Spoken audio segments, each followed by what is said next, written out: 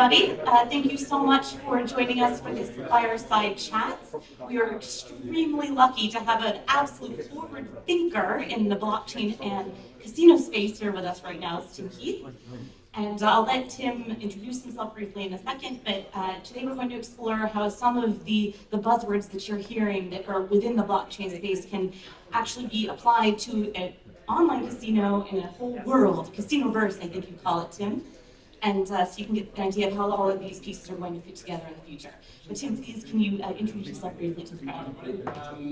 So Tim Heath with the Yolo group. We jumped into the crypto world of casinos back in 2013, 2014. Basically, it was driven out of a need to solve the problem of network reconciliation from poker, which was terrible back then. And we wanted to control the money flows so we could give the customer the best experience possible. And one of the tech guys said, well, Bitcoin, what is Bitcoin? But we pretty quickly learned what it was, and then put together a site being Bit Casino. And then Sportsbet in 2016, and now we've sort of gone forward there. And the basic principles I love about crypto is that at the end of the day, the customer is the most important person. If there was no customers, we wouldn't be here and there wouldn't be electricity going on. So how do we give the customer the best experience possible?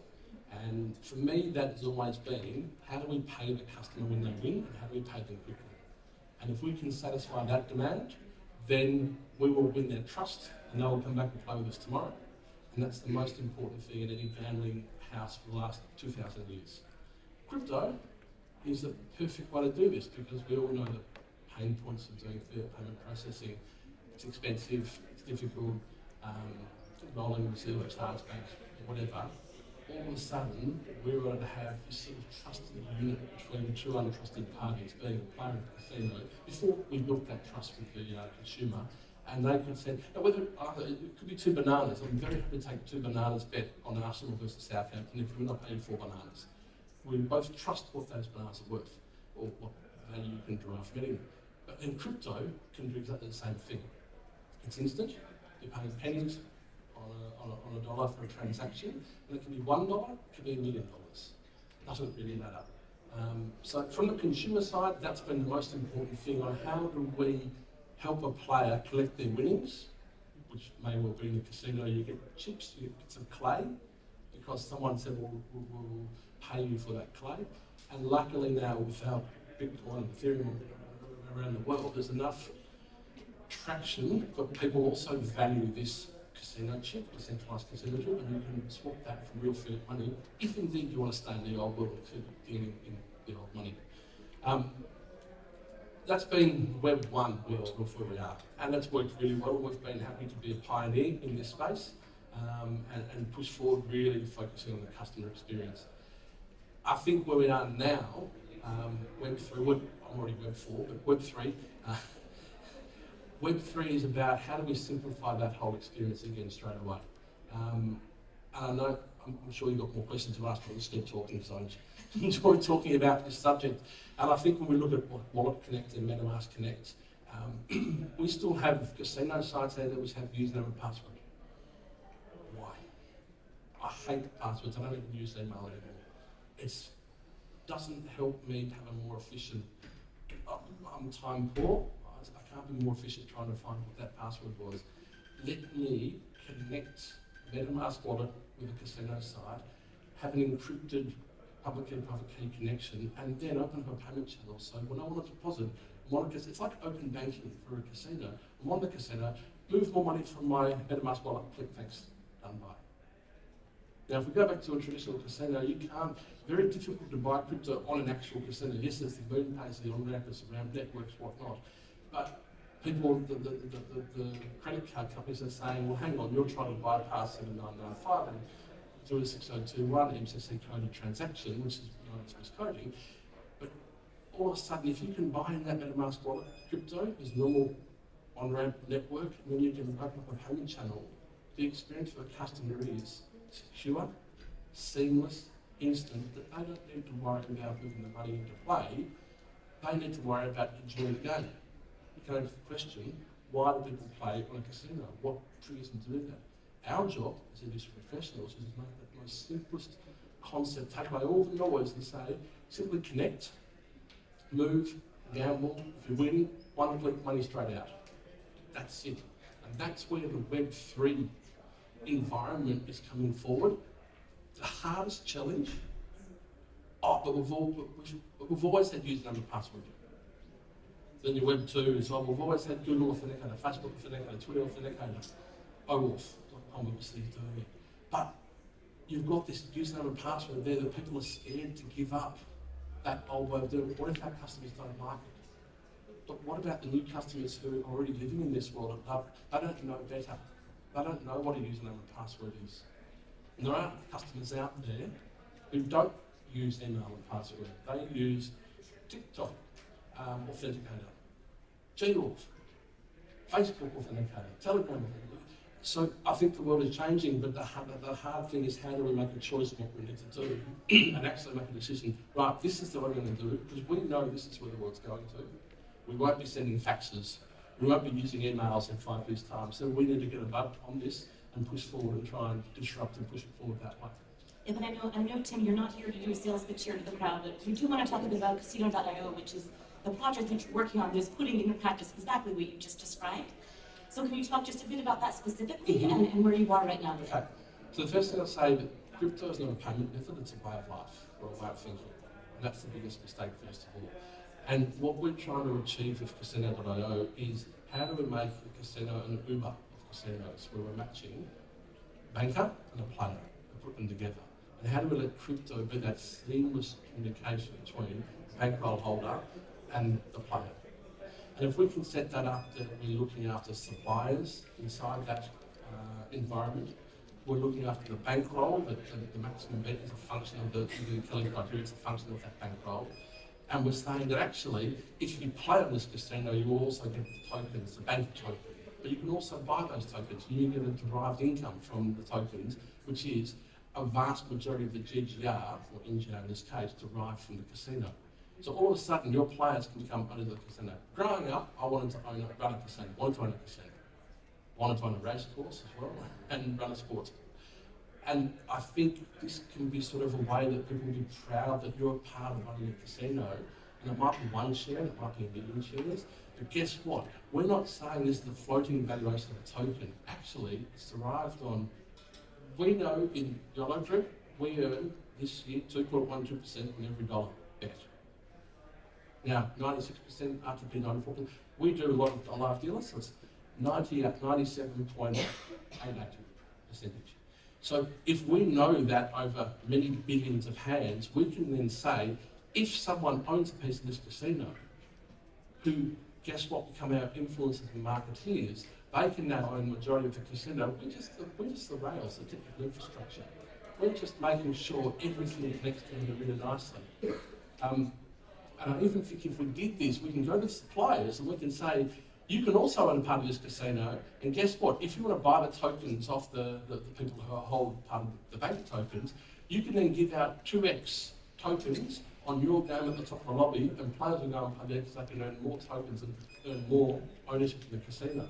So you've got this revolving transaction going through. Now, I don't know if this is going to work. We're going to have a lot of fun trying to make it work. And I think we've got a lot of the infrastructure, everything we build in-house, obviously. We've got a lot of the infrastructure ready to run this seamlessly and try and put it together. But I guarantee we'll have a lot of fun trying to make it work, which is the most important thing when you're trying to run a business and make a dollar or two. Yeah, it's really cool. It's really different what you're doing, and I love it. And you're using the term token, which I'm sure you guys have heard before. I believe you're also using NFTs, stablecoins, all of these words that we've all heard. Can you just describe to everyone here how you're using these three things and what the difference is in them? So the scary thing about a token was this huge craze in 2007 in the ICOs, and it was bullshit. Almost Ponzi scheme bullshit. So we're actually looking at, and I don't know from a legal perspective, but I actually want to have ownership in something and derive a yield from that token, which will be the revenue coming from a casino, which probably becomes a security, which might be problems for American customers or owners of a said security. So I look at token as an ownership, but it might be an NFT, it might be a token, it might be something which just needs to be movable and transferable and hold that ownership of what that smart contract says. NFTs, in my view, they're keys. And all they do is open up a door to get you in somewhere. They don't hold value. The only value they could hold is what's behind that door, what I can perceive to be value behind that door, I can actually rent that key out. And if we go and look at what Axie Infinity was, you hold those Axies or NFTs, that was a key to play the game, to earn your $50 a day, which may be considered a sweatshop or maybe just considered 3 times the normal income in Philippines, of what people were doing back then. Stable coins, we're seeing from Asia, probably 40% of the market is now running for stable coins. And go back to the Bitcoin days early on, people had Bitcoins and were gambling them and great winners and draw. They only lost what they bought the coins for very, very early on.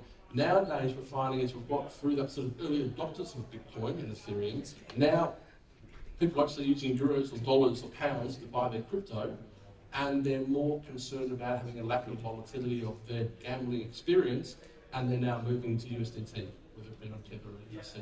And we see that increasing massively, especially out of Asia, especially out of Africa, especially out of Latin America.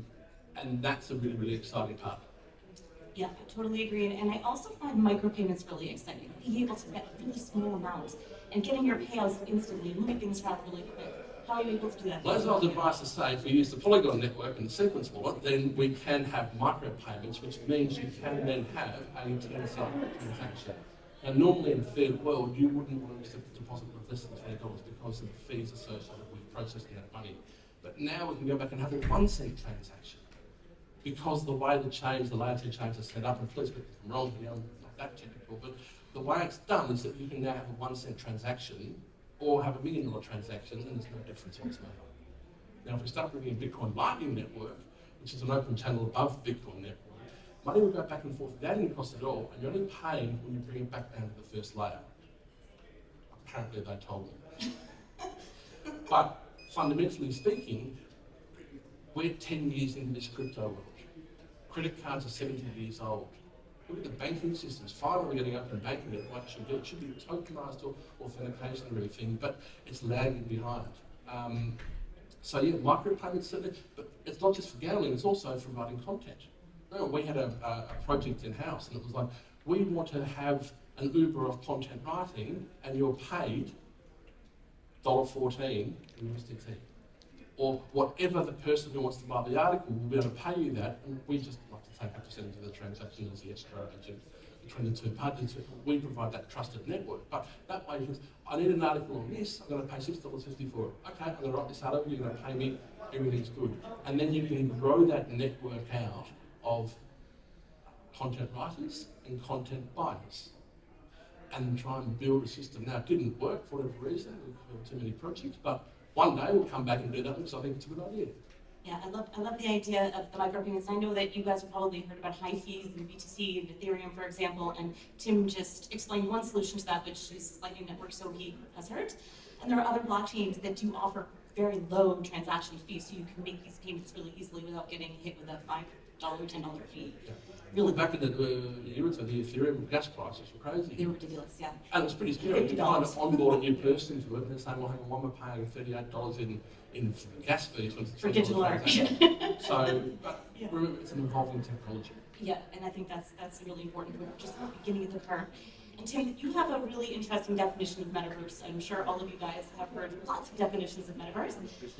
Can you describe to everybody here how you look at that overall? So there's two trains of thought here. One is it's like going to a sim world or a sim city or a railway tycoon, which is a great game, by the way. And then immersing yourself in that sort of second life environment and really transposing yourself into a different aviator or a different, you can be someone else who you're not really are in the first place. And a metaverse will allow you to do that if you can bring in the aviators and the live views, but I don't really know if that's actually what the metaverse is meant to be. I think the metaverse is actually all the building blocks of crypto, being your wallet connect, your NFTs, your bored yacht clubs, whatever, or the key to an offline party. But it's also the banking rails, it's the transactional rails, it's the on-chain transactions, and building having those building blocks that you can build an application on top of, that underlying part is that way of thinking a new way of thinking. of what a metaverse might look like. Which means it's not vertically integrated the whole way through. It's actually we start looking at things horizontally, and it's actually very modular, API driven, so you're pulling in microservices left, right and centre, and you're allowing to have, pulling in chain analysis on top of that. You're pulling in different types of tokens, different types of coins, using DEXs to do your swaps between different coins as well. Using collateralized Bitcoin to borrow USDT to do something. Trading as well. There's so many different financial services that programmatic blockchain concept allows us. The metaverse is actually the sandbox for building those types of applications. The danger I see, it's a bit like trying to make a desktop down to a mobile, use to be able to squeeze the graphics down this way. Same way with crypto. If you're going to say, well, this is what's going to fit, and we're going to squeeze that down to a crypto analogy, it's not going to work. Is the bottom line. So you need to actually forget about what you've done, start again and think, what does the player want and how are we going to build this? How are we going to build a loyalty program which is suitable for a web3 or a crypto way of thinking? I think the loyalty program should be, yes, I'm playing on big casino, great, but I'm getting my loyalty points sent in USDT straight to that metaNEXT wallet because I don't want to go and spend it on Amazon. Or not going to spend it somewhere else. But I can also then deposit it back in. We've always thought the casino world, keep the money on the site because it's going to save us transaction fees and the payment processing. Actually, I think let the player take it wherever they want because it doesn't cost any money to repay. The best product wins at the end of the day. Not locking people in and asking people to cancel pending fair transactions. It's the worst thing in this industry which can happen, but I understand why, because of the cost of doing it. Yep. You're turning it on its head, aren't you? Yes. Turning it on its head. What role does decentralization play in all of this, Danny? Okay, so I think this is taking it in my centralised opinion. I think the decentralised narrative is taking it too far. We're trying to say you're DAOs. And it's a perfect democracy that everyone gets a vote to do something. I'm part of a number of DAOs. I don't have time to go and read all the DAOs and vote. So fundamentally, theoretically, they work really well to have this sort of DAO-driven decision-making process. Or to centralise, meaning that it's just, there's no central party. I understand conceptually why it's good to have no central party and allow two people to transact themselves from anywhere, anyhow, anywhy. But sometimes having some degree of centralisation will bring simplicity to the product and bring somewhat safety to the product. So yes, I do believe good regulation is very, very important for crypto to actually grow to the heights it will grow to. If it's not, well, I mean, there was one, the Tornado Cash, that was on GitHub, and they tried to then say, well, the guy who wrote the code was actually part of the whole indictment because he'd written code and put it on GitHub. Then GitHub got the injunction to take it down as well, just because he'd written decentralised exchange, which has no hands-on utility with that code. So we're going to always be pushing back against governments who want to have their control. And so I think trying to find somewhere in the middle, which has elements of decentralisation, which are really important, but you need elements of centralisation which will bring simplicity to the product you're trying to sell or offer. Very, very good. And we're almost out of time, but one more question I wanted to ask for you is, well, one of the challenges I should say is all of these things we're talking about, it's, you know, this can happen, this will happen, it's something that'll happen in the future, but you do have a plan as to when you're going to be launching your platform. Yeah. Can you give us just timelines when people can touch it and feel it and I see would what's going on? say we're already launching the first couple of beta sites in the casino.io concept. What we've been building for the last couple of years internally is a platform which has been built with this mindset, but there's no distinct deadline because I need them to build it not perfectly, but with respect to what we want to do in the next 5 to 10 years. So I would say sometime next year, maybe end of this year, early next year, we'll be able to start launching out what this looks like and how anybody can participate in being the owner of what I believe will be the biggest casino in the world from a somewhat decentralised fashion in a couple of years' time. Or maybe it won't be, but we'll have fun time. Well, what level of knowledge will people have to have in order to take advantage of the platform? How savvy do players have to be? That's all. You can just all in the Anyone background. can do it. Except for the US. They're a funny group of people. Yeah. We'll see, hopefully next year we're going to be on the main stage. That's what I think. It's going to be what everybody is talking about, this what Tim is discussing here, but this is just the beginning. Any last words you wanted Last to leave one I'm with our saying, going through this journey the last 5-10 years, is that I'm really pleased to see this many people actually really interested in crypto. And there's a lot of people saying, no, it won't work, you're foolish. But we prevailed and we kept pushing because we thought this is the right way to do things. And now I've seen this great shift towards, well, actually it makes sense. And it's really pleasing to see a lot of people interested in how we see the world, and others as well, see the world going forward, because we all want to keep that customer at the centre of the universe and give them the best possible experience. So yeah, it's good. Awesome. Love seeing all of you guys here. Keep coming to these sessions.